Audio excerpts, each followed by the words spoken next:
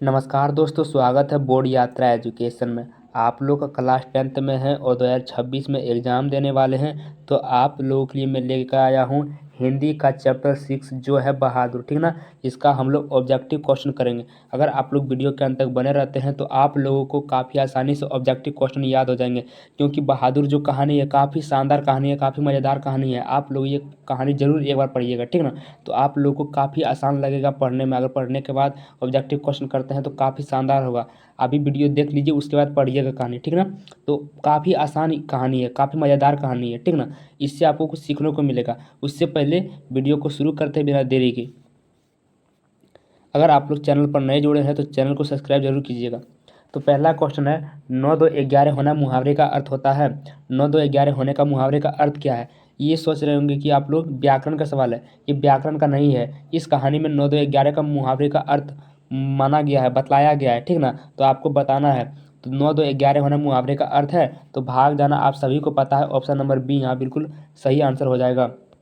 दूसरा नंबर है, बीच की दीवार किसकी रचना है? बीच की दीवार, ठीक है ना। बीच की दीवार किसकी रचना है? तो अमरकांत जी का है। किसका है? अमरकांत जी का। ऑप्शन नंबर बी यहाँ पर बिल्कुल सही आंसर हो जाएगा।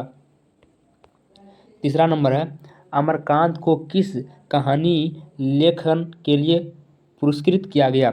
अमरकांत को किस कहानी लेखन के लिए पुरस्कृत किया गया? तो यहाँ पे सही आंसर हो जाएगा option number C. Option number C में क्या है? डिप्टी कलेक्टरी, ठीक ना। Deputy collectory, option number C यहाँ पर बिल्कुल सही आंसर हो जाएगा। अमरकांत जी को डिप्टी कलेक्टरी लेखन के लिए पुरस्कृत किया गया था, ठीक।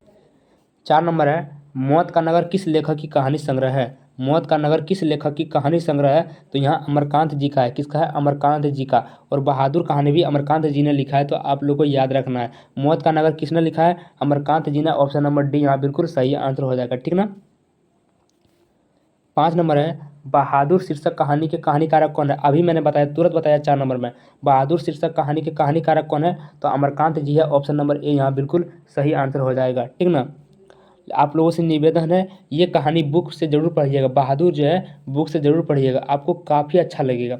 6 नंबर है, नाश्ता पानी के बाद बातों की क्या छनने लगी? नाश्ता पानी के बाद बातों की क्या छनने लगी?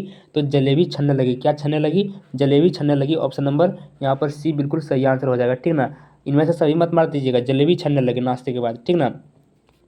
बातों की जलेबी छनने लगी, असल में जलेबी नहीं छन रही थी, बातों की जलेबी छनने लगी। 7 नंबर है, किसने बहादुर की डंडे से पिटाई कर दी? किसने बहादुर की डंडे से पिटाई कर दी? तो 7 नंबर का यहाँ पे सही आंसर हो जाएगा option number B. Option number B क्या है? किशोर। किशोर ने बहादुर को डंडे से पीटा। आपको इस तरह याद रखना है। 8 नंबर है, बहादुर तुमको अपनी माँ की याद आती है, ऐसा कौन पूछता है? बहादुर तुमको अपनी माँ की याद आती है, ऐसा कौन पूछता है? तो 8 नंबर का जो है वो हो जाएगा ऑप्शन नंबर ए, निर्मला, ठीक ना। निर्मला जो है वो बहादुर से पूछता है कि तुम्हारी माँ की याद नहीं आती, ऐसा पूछता है, ठीक ना। 9 नंबर है, बहादुर कौन था? बहादुर कौन था? आपको यहाँ पर यह ध्यान देना होगा कि आखिर बहादुर था कौन। तो 9 नंबर का यहाँ पे हो जाएगा ऑप्शन नंबर सी, नौकर। बहादुर कौन था? नौकर। तो ऑप्शन नंबर सी, ठीक ना। 10 नंबर है, कहानीकार के लड़के का नाम क्या था?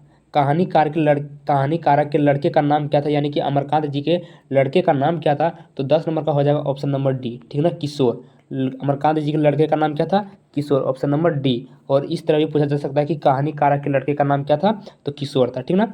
11 नंबर है, बहादुर कहाँ से भाग कर आया था? बहादुर कहाँ से भाग कर आया था? तो ऑप्शन नंबर 11 का हो जाएगा ऑप्शन नंबर डी, नेपाल से भाग कर आया था, ठीक ना।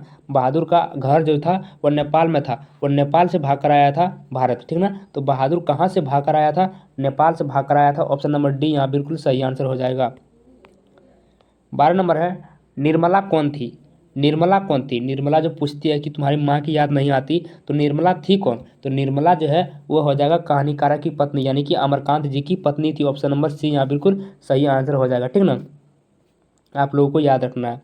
13 नंबर है, रिश्तेदार की पत्नी के कितने रुपए खो गए थे? रिश्तेदार के पत्नी के कितने रुपए खो गए थे? तो यहाँ पे 13 नंबर का यहाँ पे सही आंसर हो जाएगा। आपको ये याद रखना है, 13 नंबर जो है इसको काफ़ी आसानी से याद हो जाएगा। रिश्तेदार की पत्नी के कितने रुपए खो गए थे? तो 11 रुपये खो गए थे। कितने रुपये खो गए थे? 11 रुपये खो गए थे, ठीक ना। ऑप्शन नंबर ए बिल्कुल सही आंसर होगा।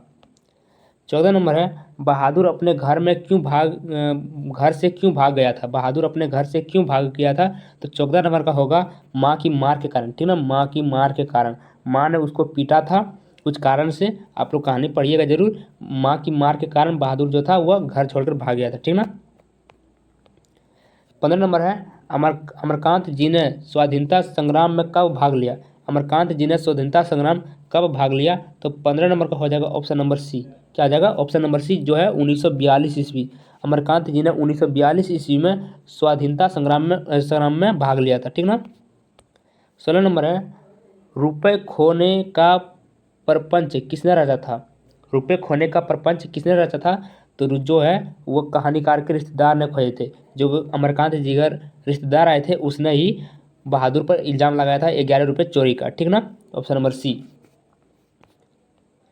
17 नंबर है अमरकांत का जन्म कहाँ हुआ। अमरकांत का जन्म कहाँ हुआ था, तो हो जाएगा बलिया उत्तर प्रदेश। ठीक ना, सॉरी एक मिनट यहाँ पर जो है, हाँ बलिया उत्तर प्रदेश। अमरकांत जी का जन्म कहाँ हुआ था, Ballia Uttar Pradesh. Option number A बिल्कुल सही आंसर है। ठीक ना।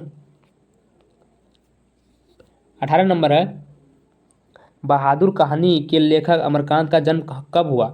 देखिए जन्म कहाँ हुआ था, बलिया उत्तर प्रदेश। जन्म कब हुआ, तो जन्म जो है वह 1925 ईस्वी में हुआ। कब हुआ, 1925 ईस्वी में। ऑप्शन नंबर बी यहाँ बिल्कुल सही आंसर हो जाएगा। 19 नंबर है बहादुर लेखक के घर से अचानक क्यों चला गया।